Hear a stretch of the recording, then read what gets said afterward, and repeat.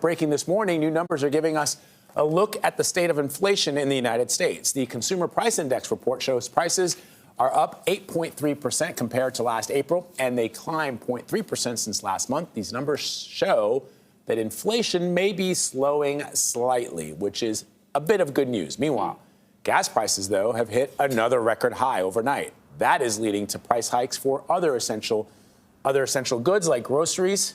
Nancy Cordes is at the White House, where President Biden says tackling inflation is his top domestic priority.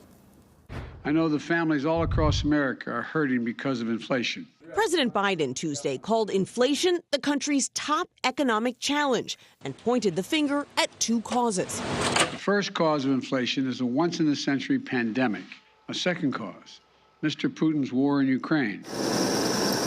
And U.S. farmers are bearing the brunt, facing higher prices for fertilizer, seeds, and diesel fuel. So you're looking over $550 plus or $60 just to fill up one time in my tractor. John Boyd is a fourth-generation soybean and cattle farmer in Virginia. He says his upfront costs have roughly doubled in 1 year. We weren't able to pay for seeds, so the struggle is real. And the struggle is going to be real for the American people in the coming months as it relates to food. Krista Swanson, who grows corn and soybeans in Illinois, worries what will happen to those who can't cover the new costs. Farming is, a passion and it's a way of life, but it also is a livelihood. And so, you have to be able to make some money to stay in it. On Capitol Hill, Republicans argued the White House hasn't done enough to help struggling Americans. President Biden's mismanagement of the economy and inflation has really trapped Americans in an inflation nightmare. Mr. Biden argued the GOP is serving up blame, but no solutions. Now, what's the congressional Republican plan? They don't want to solve inflation by lowering your costs. They want to solve it by raising your taxes and lowering your income. We're going to bring in Julia-Ambra Verlaine. She is a reporter covering financial markets at the Wall Street Journal. So, Julia, we have been waiting for this Consumer Price Index report to see, if there's if there's a silver lining anywhere. What stuck out to you? I mean, food prices are up, so that's bad. Rent prices are up, which is sticky. That's considered sticky inflation. That's around to stay. Rent does not go down overnight. Airline prices up 18% around there. So I think what stuck out is that we have some inflation and we have some numbers that are actually don't bode well for decelerating inflation.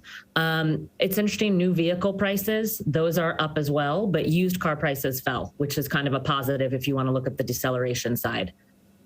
So we have talked a lot about inflation.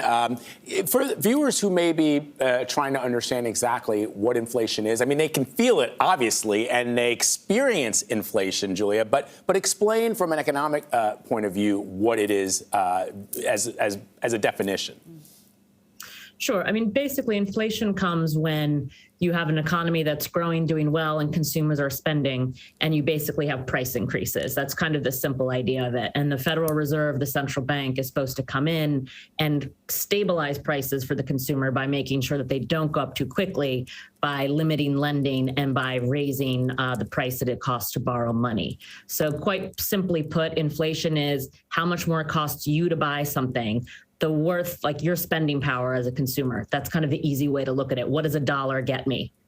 So, we hear about oil and gas companies, for example, with these kind of record profits. So I guess my question to you is it only inflation, or are there other factors at play that are causing price increases?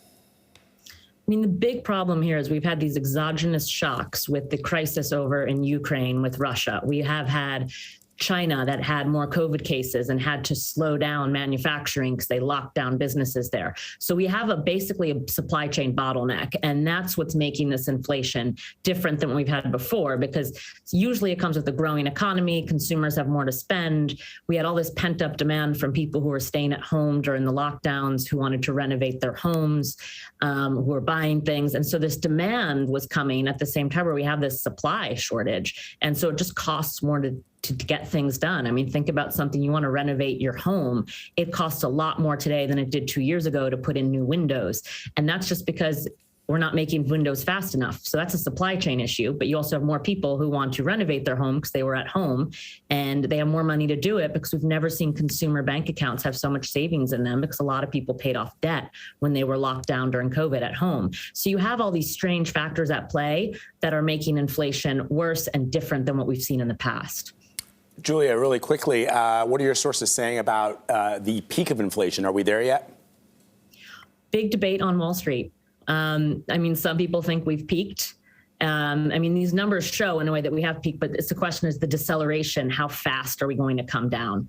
So that's the debate. It's not have we peaked or not. It's more how quickly are we going to come off from the peak? And then how is that going to affect the central bank and their decision to hike rates? All right. Julia-Ambra Verlaine, thank you very much. As always, we appreciate your reporting. Thank you.